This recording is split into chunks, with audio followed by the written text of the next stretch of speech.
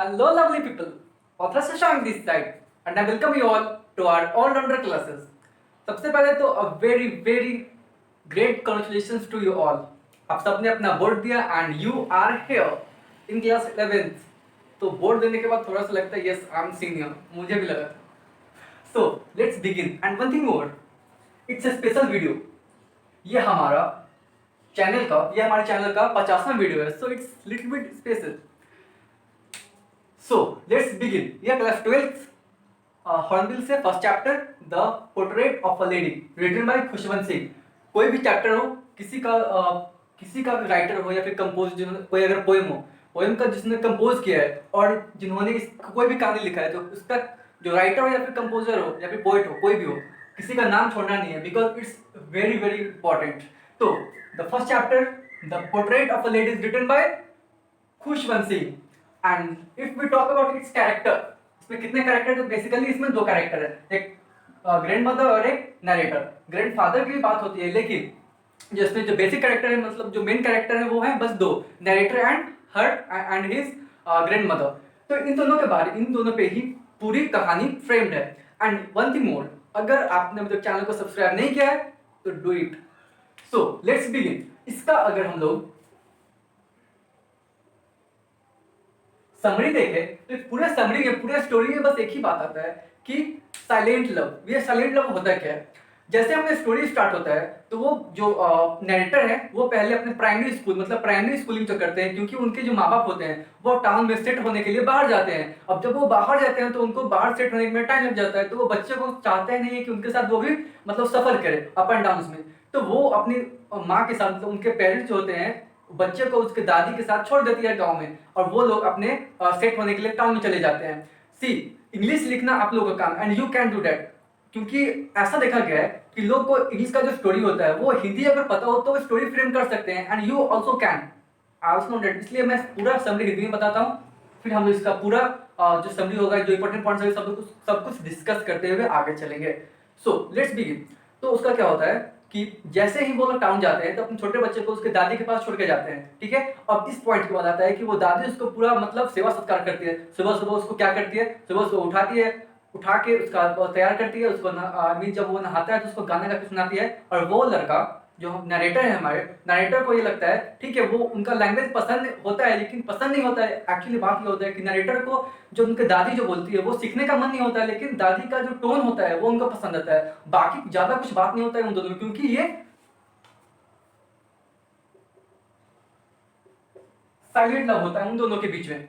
तो उसके बाद ये होता है कि जैसे वो लड़का को सुबह सुबह उठाते हैं, तैयार करते हैं, जो हमारा नरेटर होता है, नरेटर को उनके दादी में तैयार करती हैं, फिर उनके लिए लंच बॉक्स पैक करती हैं. और जो उनका स्कूल होता है, उनका स्कूल एक टेम्पल के जस्ट करीब में होता है, तो वो रास्ते के लिए भी लंच बना के उनकी दादी जो होती है वो जाती है, और वो लड़का जाता है स्कूल में, और वो औरत आई मीन जो दादी माँ जो होती है, जो ग्रैंड मदर है, वो जाती है टेम्पल, और टेम्पल में वो अपना मतलब पूजा पाठ करते रहती है. लेकिन उनका एक और बात आता है कि वो बहुत ज्यादा रिलीजियस, वो जो ग्रेनी है वो बहुत ही ज्यादा रिलीजियस है. मतलब पूरा दिन, जैसे ये जो होता है बेड्स ऑफ रोजरी. तो बेड्स ऑफ रोजरी क्या होता है, मतलब कहते हैं, जैसे आप लोग देखते होंगे एक माला टाइप आता है, बोल करके उसको मतलब ऐसे ऐसे लोग करते रहते हैं, एंड कोई भी मतलब चैंट्स करते हैं, कोई भी मंत्र बोलते रहते हैं, जिसको कहते हैं घुमाने वाला होता है, गोल सा होता है. आप लोग शायद समझ गए होंगे. तो वही वो घुमाते रहती थी एंड चैंट करते रहती थी. तो वो टेम्पल में जाते थे, उनका जो पोता था वो स्कूल में पढ़ाई करता था, वो उनका प्राइमरी स्कूल ही था. लेकिन और जो लंच बॉक्स लेके जाती थी वो गली मोहल्लों के कुत्तों के लिए लेके जाते थे. तो जस्ट सी कितना वो काइंड हार्टेड थी. और इन बीच में फिर वो लोग घर जाते थे, फिर वो खाना पीना होता था. तो बस इतना तक ही, इसके अलावा कुछ बात नहीं. तो बात ये था कि जब वो बच्चा पढ़ के आता था तो उनकी जो ग्रैंड मदर थी वो उनको सिखाती थी कि बाबू स्कूल में क्या पढ़ा है एंड ऑल. तो उनका ये गॉड में बहुत ज्यादा बिलीव था, बहुत ही ज्यादा. जैसे मैं समझा रहा हूँ एकदम, आई थिंक कि आपके दिमाग में सेट हो जाना चाहिए, एंड इससे रिलेटेड जितने भी क्वेश्चंस आएंगे you can solve that, I know. सो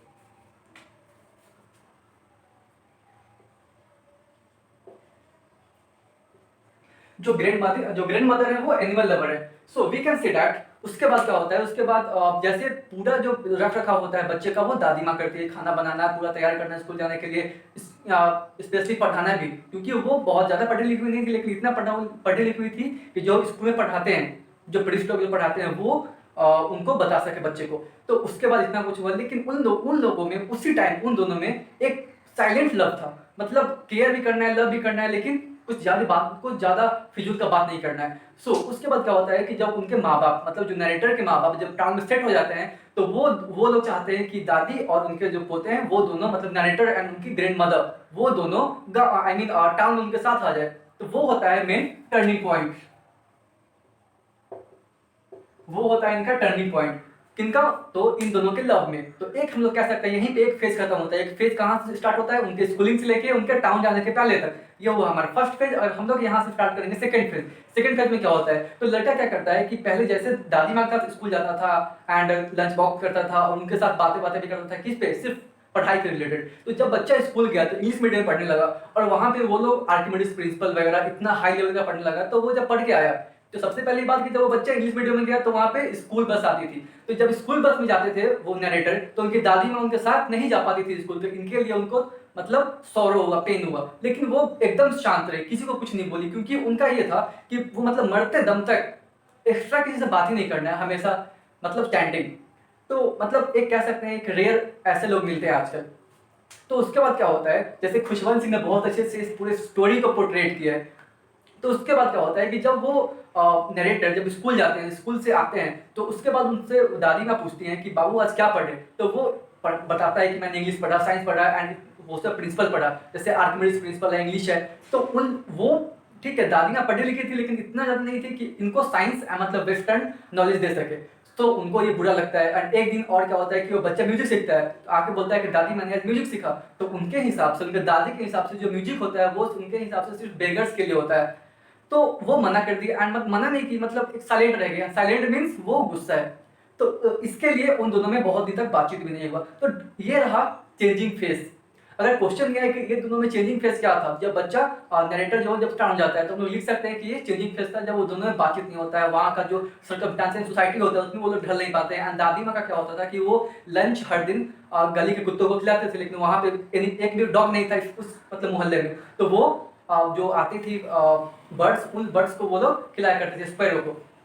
अब उसके बाद और क्या, तो ब्रेड जो होता है, ब्रेड को टुकड़ा करके वो सबको फेंकती थी और सब लोग खाते थे। तो उसके बाद क्या होता है, फिर जब बच्चा जब स्कूल पढ़ लेता है तो वो उसको यूनिवर्सिटी में एडमिशन मिलता है। लेकिन उस टाइम एक ऐसा फेज आता है जब उस स्टोरी के बाद बच्चा को मतलब जो नरेटर होते हैं उनको एक स्पेशल रूम मिल जाता है। जब स्पेशल रूम मिलता है तो वो उनका एक जैसे रहन सहन वहीं पे होता है। तो इसके लिए उन दोनों का जो बीच का डिस्टेंस होता है वो डिस्टेंस बहुत ज़्यादा धीरे धीरे बढ़ जाता है, वो गैप धीरे धीरे कहते हैं जो बढ़ जाता है। मतलब एक तो कम्युनिकेशन होता नहीं था, लेकिन अगर साथ भी रहते थे तो एक लव था, लेकिन वो साइलेंट लव था। और वही साइलेंट लव भी आजकल मतलब उस टाइम मतलब अपार्ट हो रहा था, मतलब आई मीन दोनों के बीच से कुछ मतलब मिसिंग था। फिर थर्ड क्या होता है कि जब जब उनका स्कूलिंग कंप्लीट हो जाता है, यूनिवर्सिटी कंप्लीट हो जाता है, तो वो अब्रॉड जाते हैं 5 साल के पढ़ने के लिए। कौन जाते हैं? तो नरेटर जाते हैं।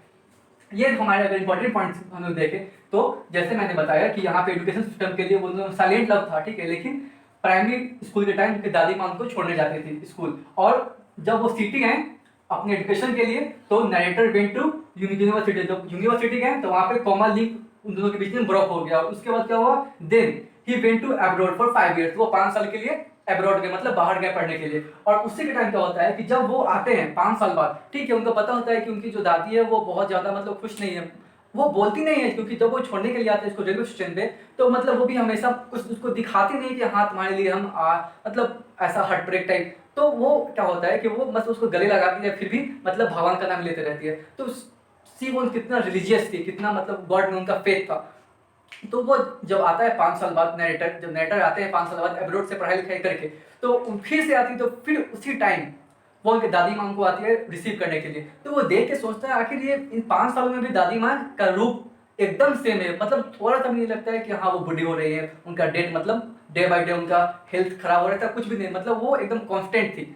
तो उसके बाद क्या होता है, जैसे ही वो लड़का आता है तो उस दिन वो एक सॉन्ग वो स्टार्ट करती है। मतलब हर दिन उनका काम होता है, जो उनकी दादी माँ होती है वो हर दिन गाना गाती है, मतलब गाना नहीं गाती है, आई एम सॉरी, वो हर दिन ना मतलब जैसे प्रेयर करती है। खाना पीना खा लिया दोपहर में, उसके बाद मतलब खाना पीना खा के प्रेयर, उससे पहले प्रेयर, सिर्फ प्रेयर ही प्रेयर। तो उस टाइम क्या हुआ, when he returned from abroad, the grandmother broke her routine। जब वो उनका जब पोता आता है विदेश से पढ़ाई करके, तो उनकी दादी माँ जो होती है, मतलब जो ग्रैंड मदर होती है, वो अपना डेली रूटीन तोड़ती है एंड वो क्या करती है, वो होम कमिंग वॉरियर्स का गाना गाती है, जो उनके जो पोता का आने की खुशी में वो मतलब औरतों को, मतलब मोहल्ले के औरतों को इकट्ठा कर लेती है एंड उनके साथ पूरा फटा हुआ ढोल लेके पीटती हैं, गाना गाती है कि मेरा पोता आया है, मतलब अपने लैंग्वेज में। तो वो सब होता है एंड उसके बाद क्या होता है कि उसी दिन उनका तबीयत वो इल हो जाती है, मतलब उनका तबीयत खराब हो जाता है। किनका? तो दादी माँ का तबीयत खराब हो जाता है। तो डॉक्टर आते हैं, तो डॉक्टर बोलते हैं कि ठीक है नॉर्मल फीवर है, वो ठीक हो जाएंगे, लेकिन वो दादी माँ बोलती है कि नहीं, अब मेरा एंड, मतलब उनको लगा कि अब उनका डेथ होने वाला है। तो ठीक है अब, लेकिन वो लोग माने नहीं, जो घर के लोग थे उन्होंने माना नहीं, क्योंकि डॉक्टर ने बोला था कि नॉर्मल फीवर है।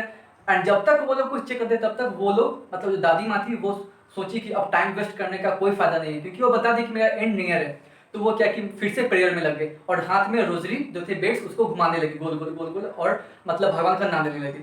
तो इसके बाद क्या हुआ, फिर अचानक से करते करते उनके हाथ से वो छूट के नीचे गिर गया एंड शी वाज नो मोर।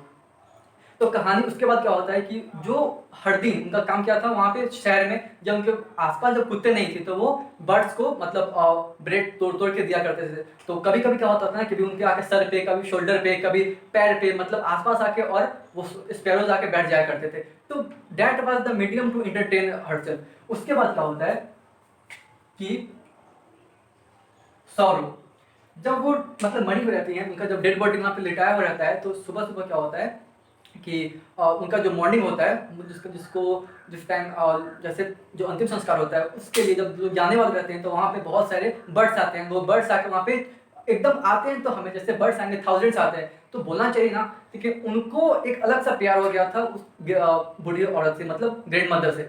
तो वो लोग क्या करते हैं, उन लोगों को भी शायद ऐसा लगा हो कि मतलब, अब आई डोंट नो एग्जैक्ट इसमें इमोशन पुट है यही, तो मैं यही बता रहा हूँ कि उस बर्ड्स को भी ऐसा लगा कि शायद सी इज नो मोर। तो वो लोग एकदम शांत होते हैं, आते हैं, बैठ जाते हैं, और जब तब तक बैठे रहते हैं, तब जब तक उनका जो अस्थियां होती है वो विसर्जन नहीं हो जाती, मतलब जलने के लिए नहीं जाते हैं। तो उस टाइम क्या होता है कि वो जो नाइटर की जो माँ है वो ब्रेड ला के तोड़ तोड़ के सबको फेंकती है, लेकिन उन एक भी बर्ड, एक भी जितने भी चिड़िया थे, एक भी उसमें से उसको ध्यान तक नहीं देखते कि हाँ हमारे आसपास कुछ फेंका गया खाने के लिए। वो लोग बस ग्रैंड मदर को देखते, एकदम चुपचाप और ग्रैंड मदर को देखते रहती हैं। तो वहीं पे हमारा चैप्टर खत्म होता है कि सुबह सुबह क्या होता है कि वो लोग खाते नहीं, वो लोग जैसे ही उनका डेड बॉडी जाता है तो वो सारे चिड़िया उड़ जाते हैं एंड सुबह सुबह आके साफ करने वाला उसको उठा के कूड़ादान में रख देता है। तो दैट वाज द समरी।